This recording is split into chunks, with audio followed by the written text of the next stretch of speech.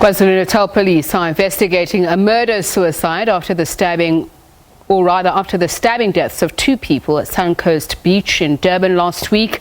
A post-mortem examination was conducted on 50-year-old Chatsworth mother of three, Fathima Muhammad, and 24-year-old Kresen Chandiah from the same area. Police spokesperson Brigadier Jay Naicker joins us now on the line for more. Very good evening to you, Brigadier. Thank you so much for speaking to us.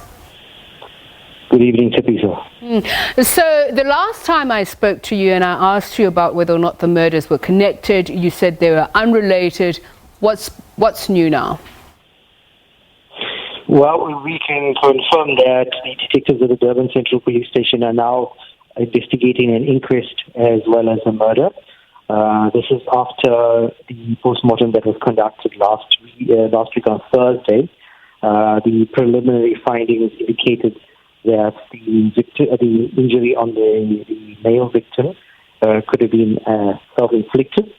This was also supported by the fact that the knife that was used in the stabbing belonged to the male victim, and a cover that was used for the knife was found in his possession. So a murder-suicide, would it suggest that the two people would have known each other?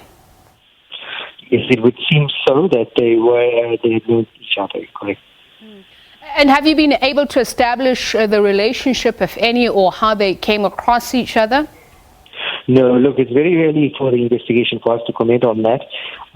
For now, we're also waiting for, obviously we'll be taking statements from all of the people that know them, but also we're waiting for the results of forensic investigations that was done on the scene. Just to be clear, Brigadier, so I think you said that the knife was found to have stabbed both of them and that belonged to the male victim. Was that because of forensic evidence presented to you? No, according to detectives, when they interviewed family members, they indicated that the knife was from his home. Okay.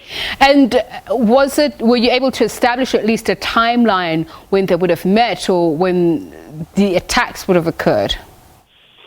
Well, Thabiso, no, it's still there, as I said, very early stages of the investigation, and we don't want to dwell into that space at this stage. All right.